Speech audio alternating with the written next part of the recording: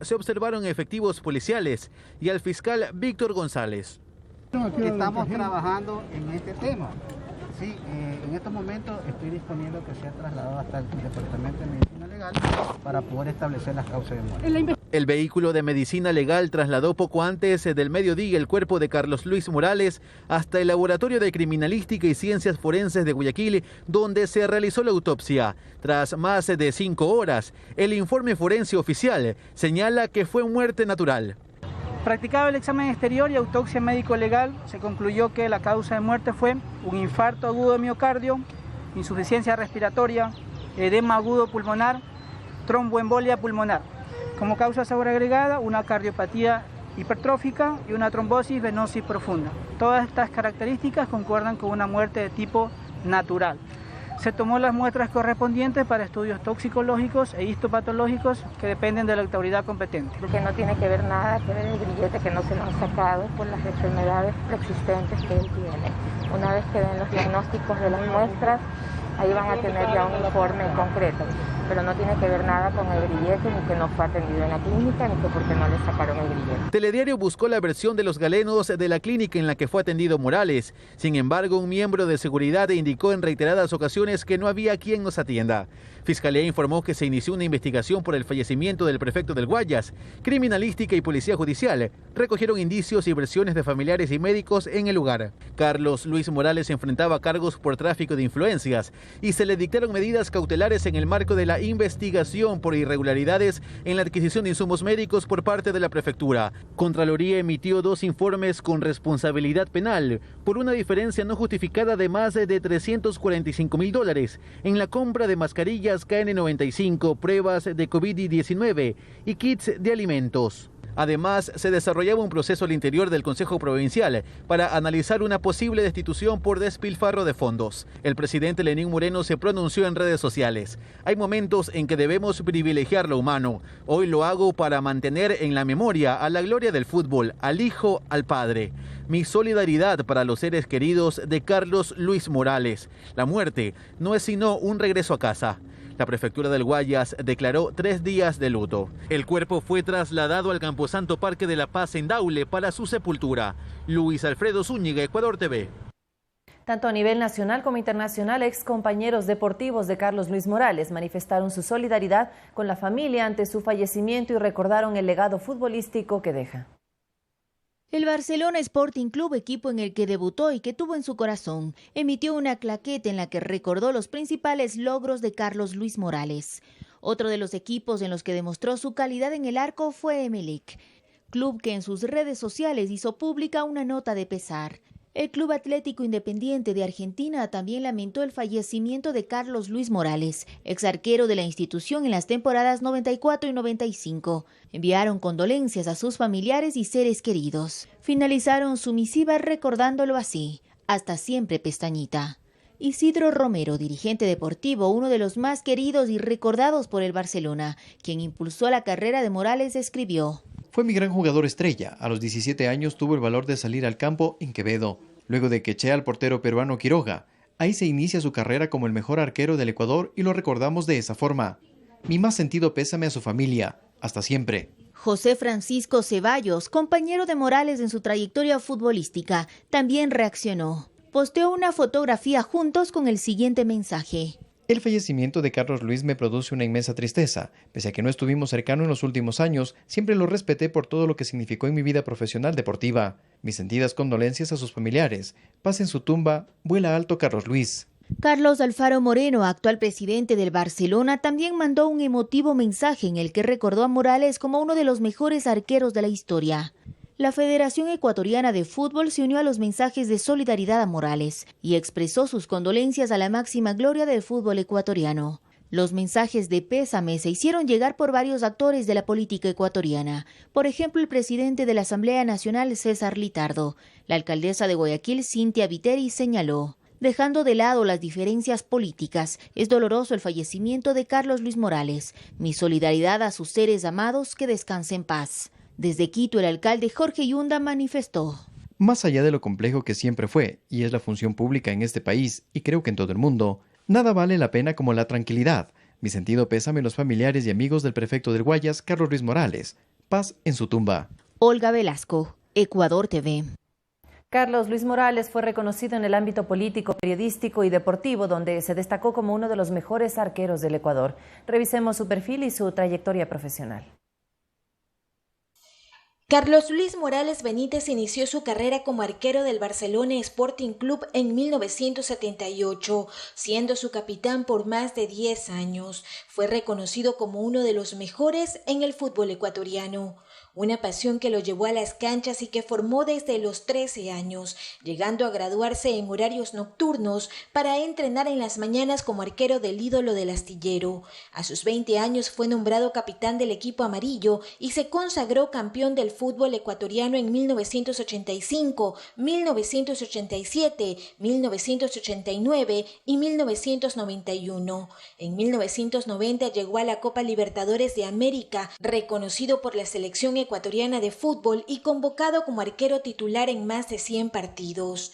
En el fútbol internacional fue del Independiente de Avellaneda de Argentina con el Palestino de Chile. Luego ingresó al Ecuador contratado por Emelec Sporting Club, Social Santa Rita, Espoli y Liga de Portoviejo. Colgó los guantes a los 34 años para incursionar en el periodismo. Empezó narrando un partido de fútbol en 2001 en Gama TV. En su trayectoria fue presentador de noticias en Ecuavisa y TC Televisión. En 2013 y 2014 se reconoció su labor como el mejor presentador de noticias del año. En 2006 inició su trayectoria política como candidato para diputado por la provincia del Guayas, siendo uno de los más votados. Ejerció como concejal del Distrito 1 de Guayaquil durante 2014 hasta 2019, cuando lanzó su candidatura a la prefectura del Guayas. Nació en Guayaquil el 12 de junio de 1965 y falleció la mañana de este lunes 22 de junio en la clínica Kennedy de San Borondón de un infarto fulminante. En la cancha del Estadio Monumental reposa una placa con su nombre. Mariuxi Buenaño, Ecuador TV. La prefectura del Guayas suspendió la jornada laboral ante el sensible fallecimiento de Carlos Luis Morales. Los colaboradores cercanos del prefecto lamentaron su prematura pérdida. La noticia del deceso del prefecto de la provincia, Carlos Luis Morales, causó consternación entre algunos de sus trabajadores. Oímos gritos y llantos aquí, compañeros que estaban así como gritando. Entonces, ¿qué pasó? ¿Qué pasó ahí? Fue que nos enteramos. Empezamos una semana optimistas, trabajando, y de un momento a otro recibir esta noticia nos dejó a todos en shock hasta ahora. Según los empleados públicos, entre las últimas actividades, el día viernes Morales participó de un agasajo por el Día del Padre. Hasta el día viernes compartió con la gente de empleados, obreros, en los galpones, festejando el Día del Padre. Y Dios mediante, nunca nadie se esperaba esta noticia, que la preocupación lo llevara tanto, ¿no? Deportista, toda su vida fue un deportista, creo, de élite, de primera, pero lamentablemente todos en un momento llegamos a tener una complicación. Sí, el día viernes que hubo el festejo del Día del Padre, estuvo con nosotros en galpones y estuvimos perfectamente, y todo el mundo agradecido por lo que nos hizo ese agasajo por el Día del Padre. A inicios de la pandemia fue uno de los prefectos que padeció de COVID-19 y estuvo en aislamiento, por lo que sus colaboradores más cercanos lamentan su pérdida. Enfermo, lo veían a él todo demacrado. Él estuvo enfermo del COVID y ahora esto es lo que lograron, que le dio un infarto. Él siguió trabajando, él continuó trabajando, siempre ha trabajado por la sociedad del país. Muy abatido, mucho estrés a lo que estuvo sometido, mucha presión. Mariuxi Buenaño, Ecuador TV. El fallecimiento del prefecto del Guayas, Carlos Luis Morales, extingue la investigación fiscal solo para él como procesado. Sin embargo, el caso debe continuar para las demás personas que están involucradas en el caso. La noticia sin duda es lamentable. Sin embargo, esa no sería justificación para detener el proceso investigativo que la Fiscalía inició ante las denuncias de presuntos sobreprecios en la compra de insumos médicos en el marco de la emergencia sanitaria por parte de la Prefectura del Guayas. Los delitos en sí tienen que investigarse todo el tiempo. De tal manera que entendemos que es obvio que Fiscalía seguirá con su tarea. Un criterio compartido por el jurista Ramiro Román y el coordinador de la Comisión Nacional Anticorrupción, Germán Rodas. Consideran también que la solución es mantener la indagación sobre el resto de los investigados, dejando de lado solo al fallecido prefecto Carlos Luis Morales. Una de las maneras de terminar la acción penal es con la muerte del procesado o de la persona que continúa el proceso. Ese es el punto central de esto. Pero si hay otras personas en investigación, tienen que seguirse con las otras personas que se siguen investigando. Guardando respeto a quien ha fallecido, se continúe en la tarea de llegar a descubrir los entornos de esas acusaciones. Justamente el primer paso son los trámites legales que confirmen su deceso, y con lo cual se extinguirá el proceso, así como las indagaciones iniciadas en su contra. Eso tendrá que establecerse procesalmente. Una vez que eso suceda, tendrá que hacer la extinción de la acción en su momento que deba realizarse. La continuidad del trabajo realizado por la Fiscalía es fundamental, sobre todo cuando las pruebas recopiladas hasta el momento ratificarían varias irregularidades que deberán ser esclarecidas. Alex Llanos, Ecuador TV.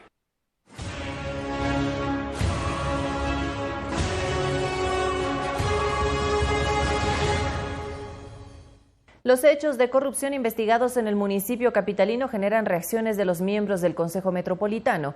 Hay voces que piden que el alcalde Jorge Yunda tome vacaciones, otros consideran que se debe esperar a que la justicia siga su curso. La Secretaría de Salud y la empresa de agua potable del municipio capitalino son investigadas por la Fiscalía por posibles actos de corrupción. También la Contraloría emitió informes con indicios de responsabilidad penal por contrataciones en la EMAPS y la empresa de obras públicas. Según el vicealcalde Santiago Guarderas, el Cabildo tiene la obligación de proporcionar todos los medios para que las investigaciones avancen. Es importante que haya una colaboración eficiente por parte de todo el funcionario municipal a efecto de que la Fiscalía pueda hacer una investigación en el que se determine si ha existido o no los delitos de los cuales se está investigando y además se logre determinar quiénes son los responsables. Sobre el rol que deben cumplir los concejales, el edil Rubén Bedón aseguró que se solicitó a la Contraloría se realicen las auditorías necesarias. Y quien tiene que determinar las responsabilidades es la Contraloría, y ahí puede determinar responsabilidades administrativas, civiles y penales. En un caso ya he manifestado indicios de responsabilidad penal. En funciones administrativas puede haber la cesación del cargo de los funcionarios, en acciones civiles puede existir la sanción pecuniaria, y en materia penal evidentemente una pena privativa de libertad que tendrá que, dentro del debido proceso, actuar la Fiscalía y luego los jueces. Por su parte, el concejal Bernardo Abad cree que hay responsabilidad del alcalde Jorge Yunda por haber nominado a los funcionarios ahora involucrados en los hechos de corrupción. El alcalde, por responsabilidad, debería conocer todos los contratos, sobre todo si son de montos grandes. Sugirió que mientras duran las investigaciones, debe alejarse de su cargo. Señor alcalde, tomando en cuenta las circunstancias, yo creo que es un momento en el que usted debería pedir vacaciones, pedir licencia con sueldo o pedir licencia sin sueldo, para que dé más transparencia y que puedan las autoridades de... El burgomaestre negó esta posibilidad, ya que no está siendo investigado directamente. Esa es una decisión propia del señor alcalde de Quito, ¿no? Él fue electo en las urnas por el pueblo quiteño. Sin embargo, aseguran que se debe responder a la ciudad por los actos cometidos en la emergencia sanitaria, ya que todos los esfuerzos se deben concentrar en atender las necesidades de la ciudadanía. Sofía Montoya, Ecuador TV. Y le contamos que esta semana se efectuarán varias audiencias en la Corte Nacional de Justicia, entre ellas el juicio al exsecretario de Inteligencia Pablo Romero por plagio y la audiencia de apelación a la sentencia de 8 años que se dictó en contra del expresidente Rafael Correa y 19 personas más.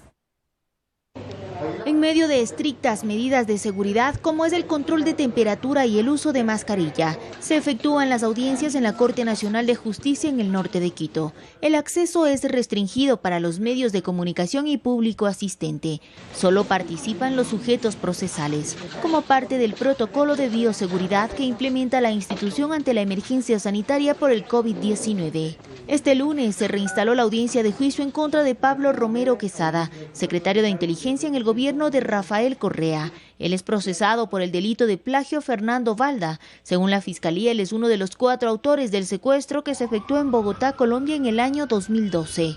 El tribunal que preside esta diligencia está conformado por los jueces Iván León, Dilsa Muñoz y David Hacho. En este caso ya fueron sentenciados 2 exagentes de inteligencia, Raúl Chicaiza y Diana Falcón, quienes se acogieron a la cooperación eficaz, mientras la etapa de juicio está pendiente para el expresidente Rafael Correa por encontrarse fuera del país. Para el martes 23 de junio a las 15 horas está prevista la audiencia de apelación a la prisión preventiva que pesa sobre el asambleísta Daniel Mendoza, quien es investigado por el delito de delincuencia organizada por presuntos actos de corrupción. El legislador se encuentra en la cárcel 4 en Quito desde el pasado 6 de junio. Y el miércoles 24 de junio se efectuará la audiencia de apelación a la sentencia condenatoria que se dictó a 20 personas en el denominado caso Sobornos 2012-2016, entre ellas el expresidente Rafael Correa y Jorge Glass, por el delito de cohecho agravado.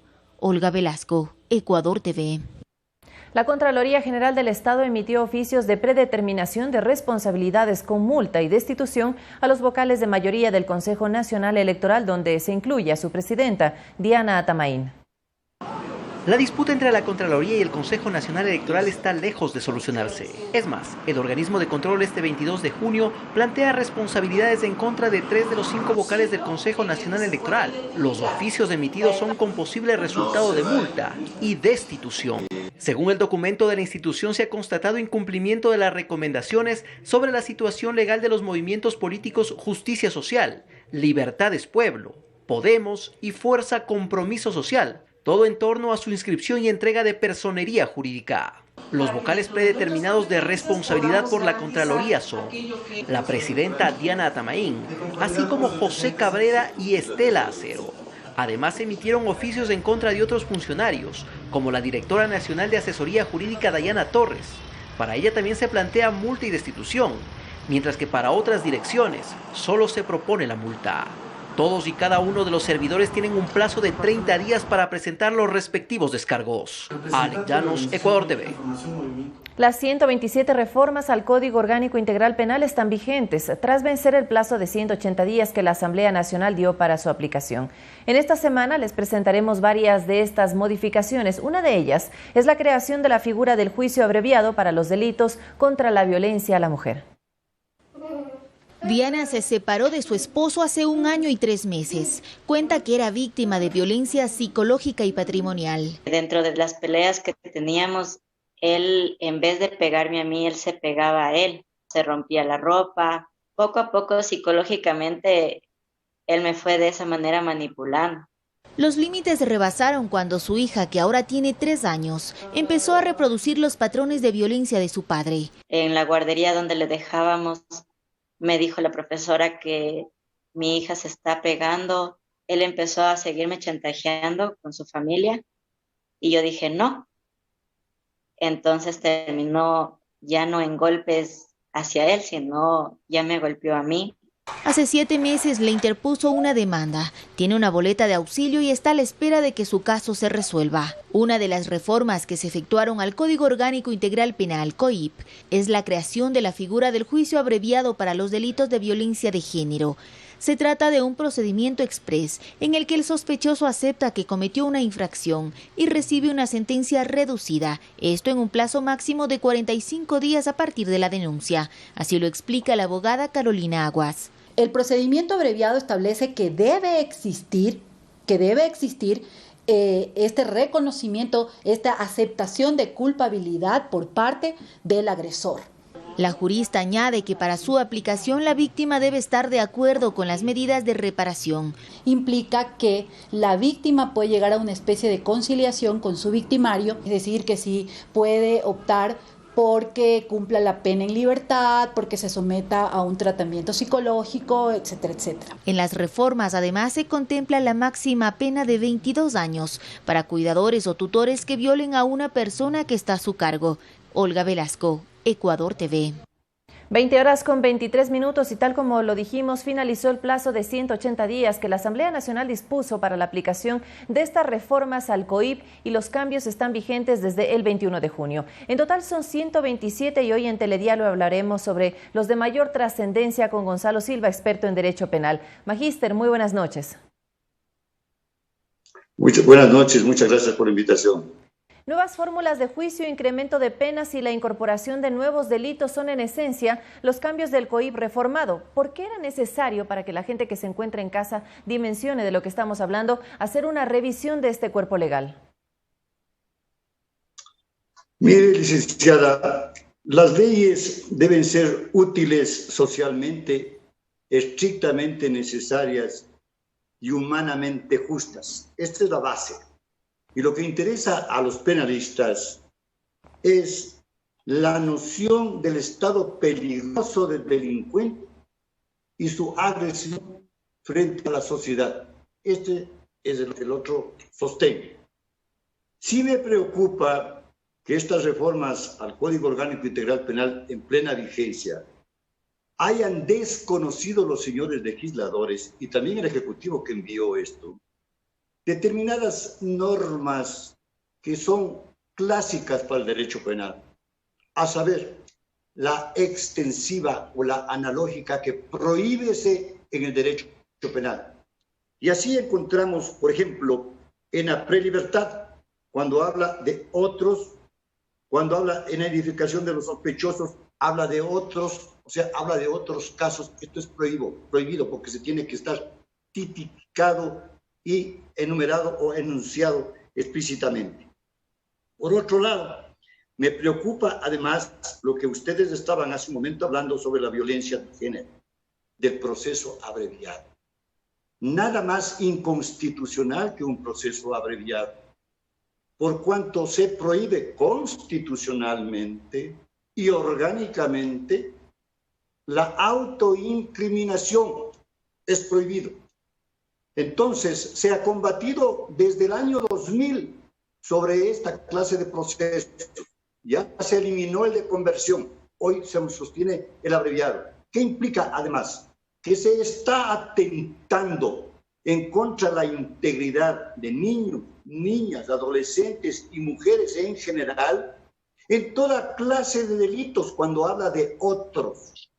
¿Y qué motivación lleva a esta conclusión de que con esta agresión que ya está en el Código Orgánico Integral Penal como reforma, bien se puede un atentado o un abuso sexual a una niña que hoy por hoy es sancionado de 5 a 7 años, por dar un ejemplo, que así lo está, con un proceso abreviado puede someterse a una rebaja el infractor que reconoce los hechos hasta con el 90% en su favor de la pena mayor.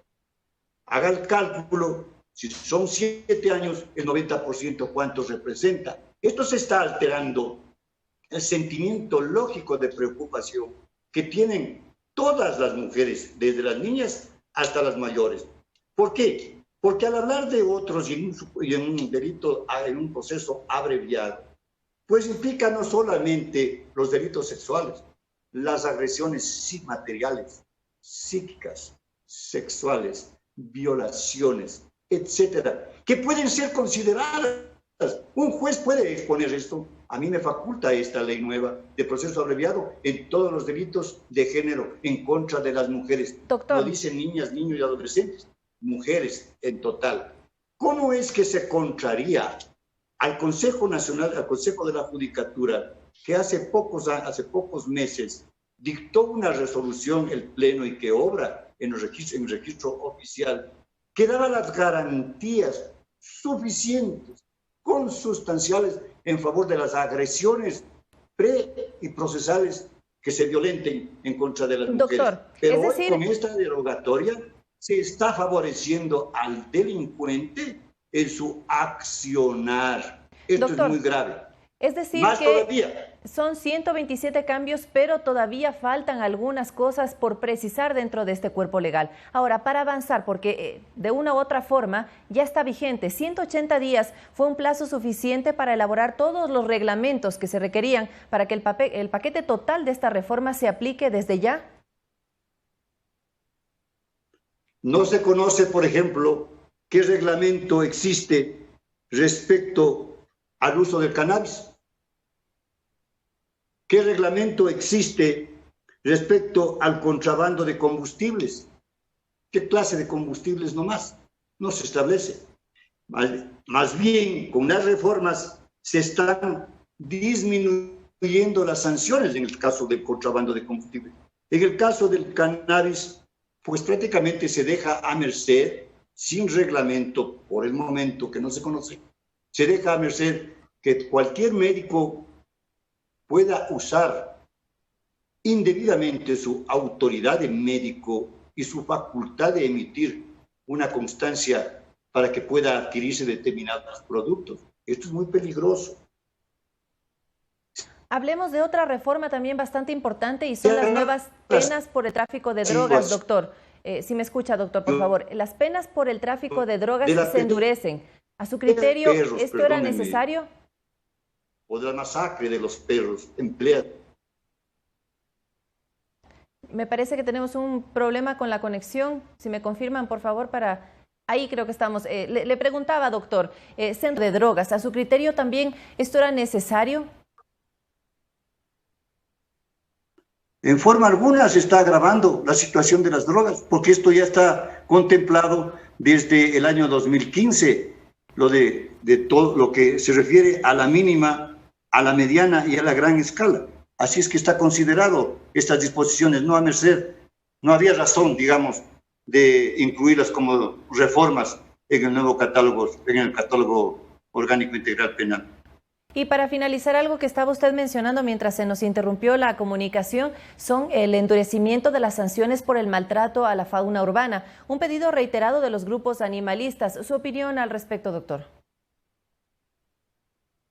Mire, los delincuentes conocen ahora que es mucho más viable obtener una libertad con un abuso sexual que con un maltrato o muerte o peleas o ser partícipe en las peleas de animales. ¿Por qué?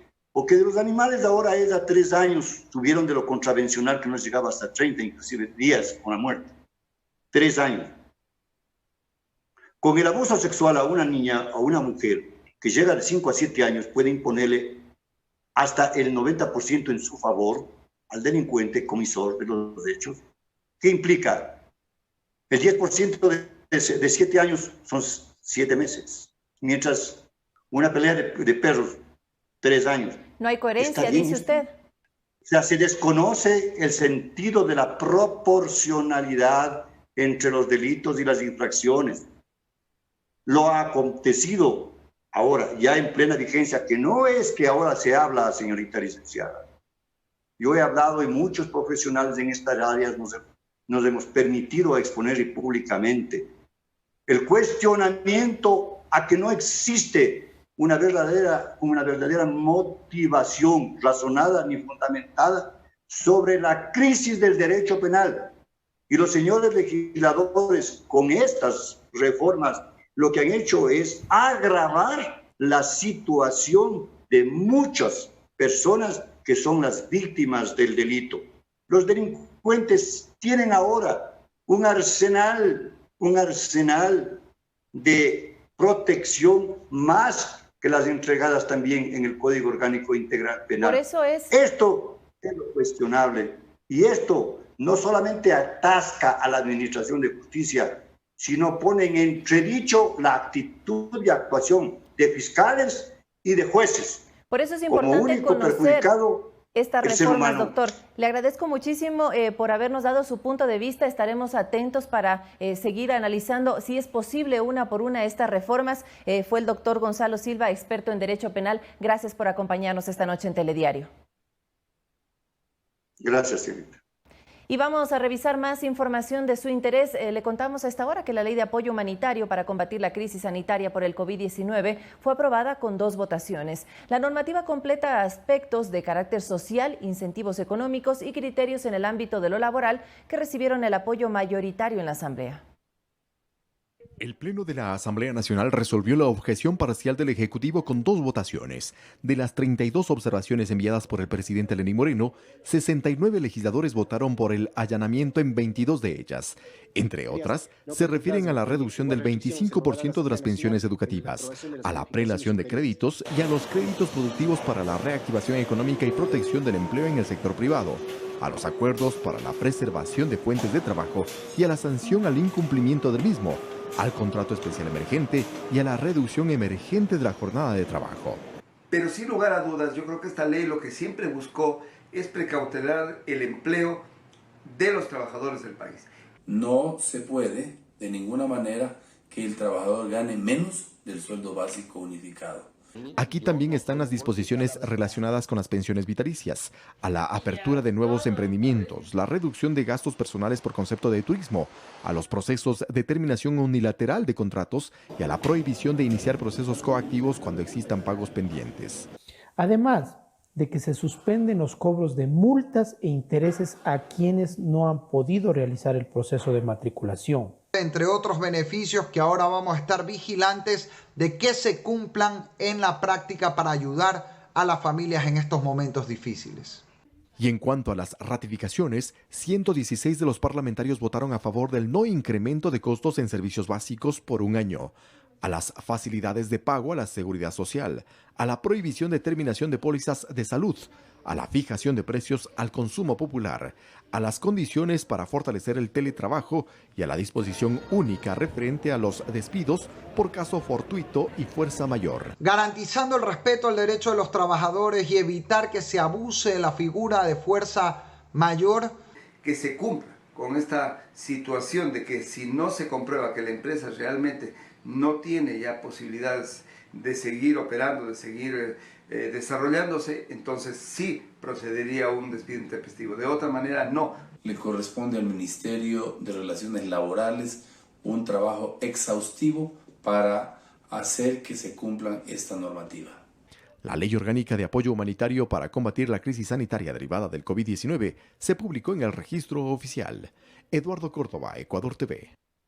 El veto del Ejecutivo a la Ley de Ordenamiento de las Finanzas Públicas plantea un límite de 12 años para que la deuda se reduzca hasta alcanzar el 40% del Producto Interno Bruto. El integrante del Consejo Asesor Económico, Vicente Albornoz, manifestó que conseguir este objetivo constituye un reto para el gobierno. El veto a la ley orgánica señala que el ente rector de las finanzas públicas deberá reducir progresivamente el indicador de deuda pública y otras obligaciones. El límite será hasta el 2025 de 57% del PIB, 45% hasta el 2030 y del 2032 en adelante el 40% del PIB. Esto es viable según uno de los integrantes del Consejo Asesor Económico del Gobierno. Económicamente es un reto, pero el mayor reto es un reto político de crear los consensos para que el Ecuador se ponga de acuerdo, para que el Ecuador tome conciencia de lo vital que es tener unas finanzas públicas equilibradas y responsablemente ir pagando nuestras deudas. A criterio de Albornoz, es importante que el Estado logre un equilibrio y pueda sostener gastos y pagar sus deudas. Aseguró que esto beneficia a la ciudadanía. El mundo empieza a interesarse en prestarle plata no al gobierno, sino a las empresas de ese país. Podríamos resolver muchos de nuestros problemas de financiamiento si tuviéramos financiamiento del extranjero. Para lograr el objetivo, el Ejecutivo plantea en el veto a partir del 2022 que se incluya un anexo a la proforma del Presupuesto General del Estado con un plan de reducción de la deuda pública para garantizar el cumplimiento de la norma fiscal. Para ello, el también integrante del Consejo Asesor Económico considera indispensable reducir gastos en el Estado. A mayor déficit fiscal, identificar financiamiento, tratar de alguna forma en bajar ese nivel de gasto sin afectar el empleo público, que no afecte el empleo privado, que trate de suavizar esa pérdida de empleo que es de los mayores daños que tenemos en la economía. Verónica Rivadeneira, Ecuador TV.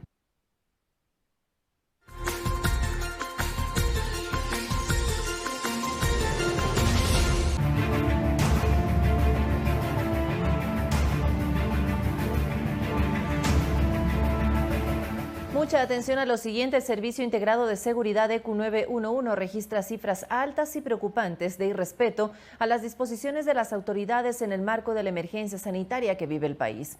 Las reuniones, fiestas en viviendas y las aglomeraciones en sitios públicos son una amenaza para posibles contagios masivos. Son imágenes captadas por las cámaras del Servicio Integrado de Seguridad ECU 911. Para muchos no es novedad el observar que no hay ni el mínimo de respeto para mantener la distancia social, principal pedido de las autoridades para evitar contagios por coronavirus. Pero lo que más preocupa son las cifras de reuniones y fiestas privadas y de aglomeraciones que se han reportado al ECU 911. Juan Zapata, director institucional, da cuenta que en estas últimas semanas se reportaron a escala nacional 7.960 reuniones o fiestas privadas, 1.242 casos en Guayaquil, 1.105 en Esmeraldas, 603 en Quito, 430 en Santo Domingo de los Áchilas. Escándalos obviamente en las viviendas, los vecinos llaman por la música elevada que existe, alcohol, droga, menores de edad, inclusive los aforos no se cumplen. En cuanto a reportes de aglomeraciones, a escala nacional se reportaron 35.949, 7.416 en Pichincha, 7.327 en Guayas, 3.901 en Manabí y 2.696 casos en Azuay. Así es, el llamado a la ciudadanía es que entienda que la crisis sanitaria continúa, la pandemia sigue, no existe vacuna, no nos podemos relajar, peor confiarnos. Para la docente universitaria e inmunóloga Beatriz León, el descuidarse y asumir que ya no nos pasará nada puede ser fatal. La corresponsabilidad de cuidarse y cuidar a los demás pasa por un tema de conciencia y responsabilidad. Es que también de paso ya me voy a ir a llorar mis penas y pegarme unos traguitos. O sea, eso es un irresponsable, pues. Es que es pobrecito. No es ningún pobrecito, es un irresponsable que no tiene dinero. Al igual que hay otros irresponsables que con mucho dinero se están tomando los whiskies porque no se han visto en unos tiempos y hay que celebrar la vida, chulla vida. O sea, eso es ridículo. No se arriesgue, cuídese y cuide a sus más cercanos. Javier Ceballos, Ecuador TV. Los casos de COVID-19 se incrementan en el país y una de las razones es la falta de conciencia. Recorrimos algunas calles de Quito para conversar con la ciudadanía y saber cuál es su apreciación sobre el comportamiento de la población. Pichincha es la provincia que más contagios registró en las últimas 24 horas. Ya sobrepasa los 6.000 casos confirmados. En Quito, específicamente, según el informe del Ministerio de Salud, se reportan más de 5.600 personas portadoras del virus. Pero no solo las cifras son muestra de los contagios, también las reuniones y las fiestas clandestinas, que por cierto están prohibidas durante la emergencia sanitaria, a donde las personas acuden sin las medidas de bioseguridad necesarias. Conversamos con la ciudadanía, quienes nos dieron su apreciación de este tipo de conductas. No me parece bien. Me parece un absurdo. La gente es muy irresponsable. Realmente no está bien. Evitar salir masivamente, hay que cuidarse y no estar como más antes se lo hacía, saliendo cotidianamente, sino hay que evitar las salidas ahora y restringirse un poco más. Muchas personas incluso creen que las autoridades deben tomar medidas más drásticas para evitar que el virus se propague. Uno tiene que ver en realidad por uno. Si es que ellos no ven la gravedad del problema, en realidad nos tocaría ver qué otras medidas el gobierno podría tomar para que la gente en realidad de alguna u otra manera ya haga conciencia de la gravedad en la que estamos. Deberían las autoridades ser más drásticas para poder que la gente cumpla. Las medidas de sanción deben ser más severas. O menorar, bueno, como estábamos antes hasta las 2, porque si no vamos a seguir así, esto no va a parar. El COVID-19 todavía permanece en el mundo entero. Depende de cada uno cuidarse, protegerse y ser ejemplo para evitar que más personas en el país contraigan esta enfermedad que ya ha matado a más de 400.000 personas en el mundo entero. Carla Arcentales, Ecuador TV.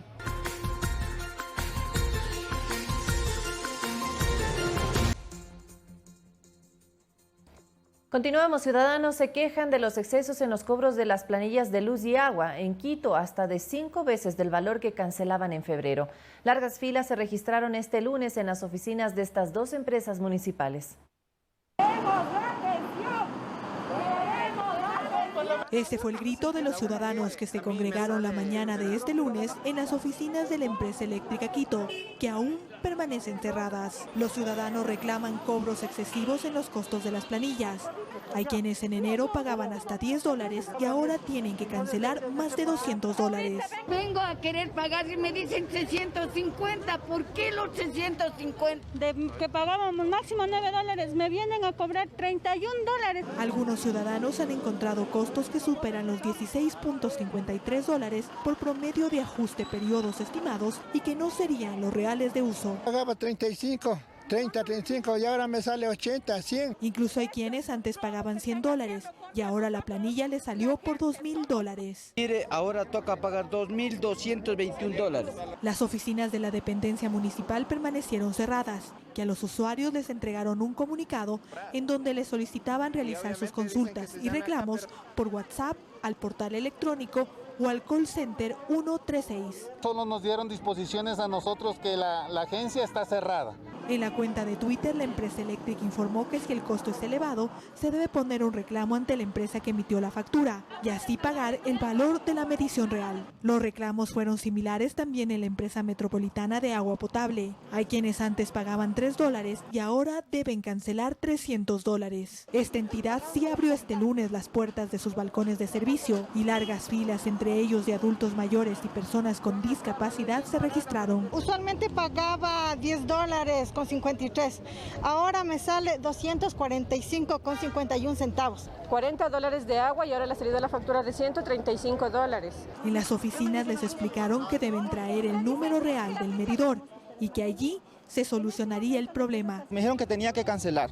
Es la única respuesta que me supieron decir. Estamos realizando las lecturas en campo con las lecturas reales del medidor. Si es que alguien ya realizó sus pagos a través de los canales que estaban habilitados y vemos que hay que realizar una regulación, se generan las notas de crédito correspondientes y tendrán a favor el cliente. Los ciudadanos esperan que se solucionen estos problemas con la lectura real de las planillas por parte de los funcionarios del municipio en ambos servicios.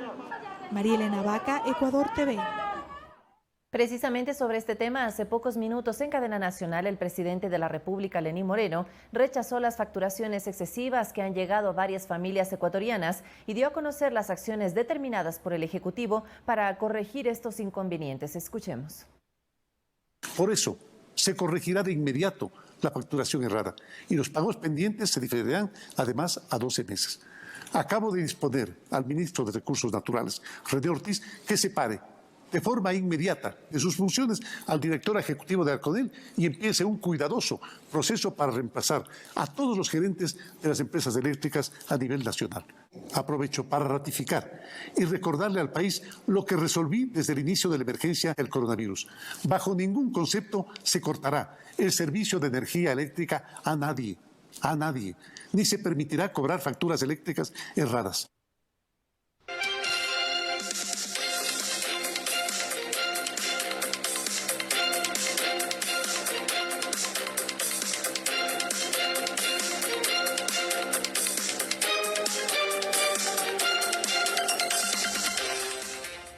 Horas 53 minutos. Le contamos que el Instituto Nacional de Investigación en Salud Pública cuenta con su revista científica INSPILIF. La publicación tiene 4 acreditaciones internacionales. INSPILIF nació en 2017. Con más de 90 artículos, la revista ecuatoriana de Ciencia y Tecnología e Innovación en Salud Pública pasó de semestral a trimestral y cuenta con el aporte de científicos nacionales y extranjeros en diferentes especialidades. 70% de los artículos vienen de afuera y alrededor del 30% publican investigadores de aquí. Nos ajustamos a la normativa internacional del Comité Editorial de Revistas Biomédicas, ICMJE, y de COP, que es una institución que regula la ética de las revistas. Instituciones públicas y universidades de todo el país presentan sus artículos, los mismos que deben tener una periodicidad o un tiempo de aprobación entre 3 y 9 meses, por lo que cuenta con 4 acreditaciones internacionales. Esto nos ha permitido llegar a todos los continentes. Tenemos lectores de todas partes del mundo. En 2017 obtuvimos el registro, el código ICCN 25880551, el cual nos dio el aval para publicar artículos. Después obtuvimos LILACS de Brasil en 2018 y en 2019, el año pasado, obtuvimos de la UNAM de México LILACS, Latindex Catálogo 2.0. Igualmente, EBSCO-HOST obtuvimos el año pasado, que es una de las bases más importantes de Estados Unidos. Esta es la segunda publicación que tiene el Instituto Nacional de Investigación en Salud Pública, INSPI, en su haber. Desde 1941 hasta 2007, la revista ecuatoriana de Higiene y Medicina Tropical también fue reconocida y hoy su contenido forma parte de la biblioteca virtual de INSPI-Lib. Que exista un agregado en la revista que sí lo tiene. Por ejemplo, tenemos una biblioteca digital en la cual están digitalizados todos los números de la revista anterior del Instituto Nacional de Higiene, desde 1941 a 2007. Mariuxi Buenaño, Ecuador TV.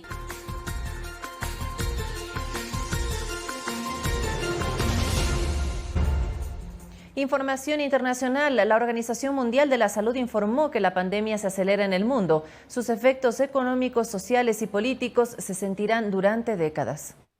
No country can fight this pandemic alone. Durante su intervención en un foro virtual de salud en Dubái, Emiratos Árabes Unidos, el director general de la Organización Mundial de la Salud, Tedros Adhanom, alertó este lunes que la pandemia del coronavirus sigue acelerándose. Pasaron 3 meses antes de que se reportara el primer millón de casos, y el último millón de casos fue reportado en solo 8 días. Tedros Adhanom también afirmó que el mundo ahora está pagando su falta de preparación para combatir el virus y que los efectos de la nueva enfermedad permanecerán por varios años. Sabemos que la pandemia es mucho más que una crisis sanitaria. Es una crisis económica, social y en muchos países política. Sus efectos se sentirán durante décadas. A political crisis. El dirigente además destacó la necesidad de trabajo coordinado entre naciones para superar la crisis sanitaria. Ninguno de nosotros está a salvo hasta que todos estemos a salvo. Esta es una lección que debemos aprender de nuevo, destacó el jefe del organismo, añadiendo que ningún país puede combatir esta pandemia solo y que la mayor amenaza no es el virus, sino la falta de solidaridad y de liderazgo mundial. El nuevo coronavirus ha causado más de 468.000 muertos y casi 9 millones de contagios en el mundo desde que se detectó en China a finales de 2019. Coralía Pérez, Ecuador TV. 21 horas en punto, aquí finalizamos la emisión estelar de Telediario. Gracias por su preferencia. Mañana las noticias a partir de las 6 de la mañana con Sofía Montoya. Excelente noche para todos.